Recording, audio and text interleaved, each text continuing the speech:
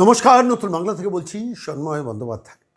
DA নিয়ে সেদিনকে যারা মামলা করতে এগিয়ে আসেননি, আজ থেকে 7-8 বছর আগে বা 10 বছর আগে, যে কোঅর্ডিনেশন কমিটি রাজ্য সরকারি কর্মচারীদের একটি অন্যতম অগ্রগণ্য সংগঠন, যাতে সরকারি কর্মচারীদের বিভিন্ন দাবি দাওয়া নিয়ে দীর্ঘদিন ধরে লড়াইয়ের ময়দানে থাকতে দেখা গেছে। এমনকি বাম আমলে যখন সরকারি কর্মচারীদের সংগঠন বলতে বোঝাতো প্র্যাকটিক্যালি কোঅর্ডিনেশন কমিটি, সেই কোঅর্ডিনেশন কমিটি সম্প্রতি যোগা দিবসে কেন সরকারি কর্মচারীদের যাওয়াটা বাধ্যতামূলক সেইটা নিয়ে মামলায় গেছেন, এমন একটি সংবাদ যখন আমাদের দপ্তরে এসে পৌঁছলো, তখন স্বাভাবিকভাবে প্রশ্ন উঠছে যে এই সরকারি কর্মচারীদের সংগঠন কোঅর্ডিনেশন কমিটি কেন, প্রশ্ন হচ্ছে কেন, আমি আবারও বলছি কেন সেদিনকে, আজকে যোগা নিয়ে তারা আদালতে গেলেন, কিন্তু সেদিনকে দিয়ে যে সরকারি কর্মচারীদের হকের অধিকার সেটা নিয়ে সেদিনকে মামলায় যাননি কেন?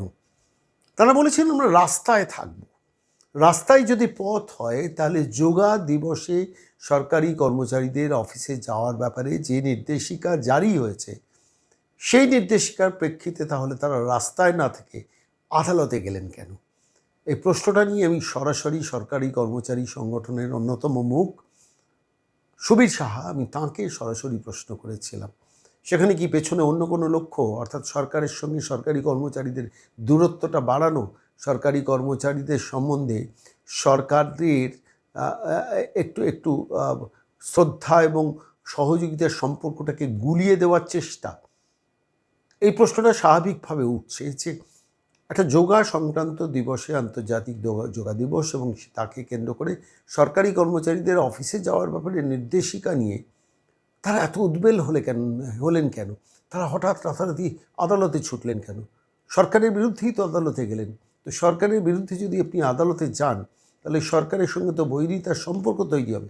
একদিন যোগা দিবসে আপনি সরকারি অফিসে যাবেন, সেটা নিয়ে যদি আদালতের শরণাপন্ন হতে হয়, সামনে আজকে যখন আপনাদের কাছে প্রতিবেদন পেশ করছি 19 তারিখ, 3 দিন বাদে বাজেট পেশ হবে, রাজ্য সরকারের বাজেট পেশ হবে, এবং সেই রাজ্য সরকারের বাজেটে স্বাভাবিকভাবে সরকারি কর্মচারী, অবসরপ্রাপ্ত কর্মচারীদের একটা প্রত্যাশা থাকবে। সেই মুহূর্তে দাঁড়িয়ে সমস্ত সরকারি কর্মচারী, দু একটি সংগঠন ছাড়া সমস্ত সরকারি কর্মচারীরা যখন নিজেদের প্রাপ্য আদায়ের ব্যাপারে মনোযোগী এবং সরকারের সঙ্গে আলাপ আলোচনার ভিত্তিতে বিভিন্ন ডিএ সংক্রান্ত, কন্ট্রাকচুয়াল কর্মীদের ভবিষ্যৎ সংক্রান্ত, বিভিন্ন পোস্টিং প্রমোশন সংক্রান্ত আলোচনা, ডেপুটেশন, এটাই যখন পথ, সেই পথটাকে কি পরিকল্পিতভাবে গুলিয়ে দেওয়ার চেষ্টা কোঅর্ডিনেশন কমিটির? প্রশ্নটার কি উত্তর দিয়েছেন সুবীর সাহা, তার মুখেই শুনুন। বিষয়টা শুনুন, কোনো কর্মচারী সংগঠন তার আইনি অধিকার আছে, তার যদি কোনো কিছু পেয়ে না হয় সে আদালতে আসতেই পারে, সেটা নিয়ে কোনো বক্তব্য না। বক্তব্যটা হচ্ছে এই কোঅর্ডিনেশন কমিটি 16 সালে যখন ডিএ আন্দোলনের বিভিন্ন সংগঠনকে আবেদন জানানো হচ্ছিল যে মামলায় আসার জন্য, ওনারা তখন বলেছিলেন আমরা রাস্তার আন্দোলনে বিশ্বাসী, ট্রেড ইউনিয়ন আদালতের মাধ্যমে কোনো কিছু আদায় করতে পারে না বা আদায় করা উচিত না। তাহলে আজকে আমাদের প্রশ্ন, তাহলে আপনারা যোগা দিবসের ব্যাপারে আদালতে আসছেন কেন? রাস্তায় নেমে আন্দোলন করুন। তারপরে যে বিভিন্ন যে ডিটেলমেন্ট, তৃণমূল আমলে যে বিভিন্ন ডিটেলমেন্ট হয়েছে, দূরে ট্রান্সফার হয়েছে, তাতে কোঅর্ডিনেশনের লোকদের হয়েছে, তখন তারা তো আদালতে যায়নি। তাহলে আজকে আপনারা আদালতে আসছেন কেন? তাহলে তখন যাননি কেন? আজকে এসেছে কিন্তু তখন যাননি কেন, প্রশ্নটা হচ্ছে কথা। তারপরে আরো বড় ইস্যু, কলকাতার যারা কর্মচারী, মমতা ব্যানার্জি তারে সেই ডিএটা কলকাতার সরকারি কর্মচারীরা পায়নি, তাদের নিয়ে আমরা আন্দোলনে যাচ্ছেন না কেন?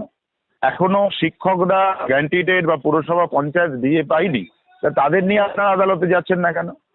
আর যোগার জন্য আন্দোলন। আর দ্বিতীয় কথা, আমি এটা আমার ব্যক্তিগত মতামতের জায়গায় বলতে পারি, সরকার যখন কোনো কর্মসূচি নেয়, আমরা কর্মচারী হিসেবে সেই সাফল্য করার দায়িত্ব আমাদের।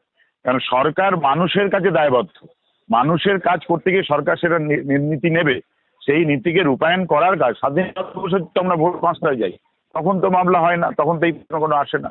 যখন মাননীয় মমতা ব্যানার্জি প্রাক্তন মুখ্যমন্ত্রী ওই দীঘার জগন্নাথ ধামের নাম করে যে বিভিন্ন বাড়ি বাড়ি প্রসাদ পাঠিয়েছিল, তখন তো কোঅর্ডিনেশন কমিটি নিয়ে ওটা ডাইরেক্ট ধর্মের সঙ্গে যুক্ত ছিল।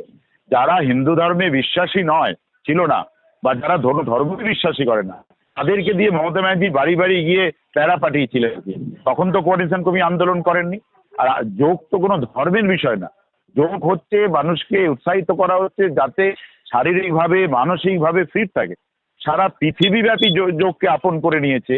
ইভেন যে কোনো মুসলিম কান্ট্রি তারা পর্যন্ত যোগ শিখছে আর কি। সেখানে কোঅর্ডিনেশনের কমিটির এত কোথায় বাধা হলো?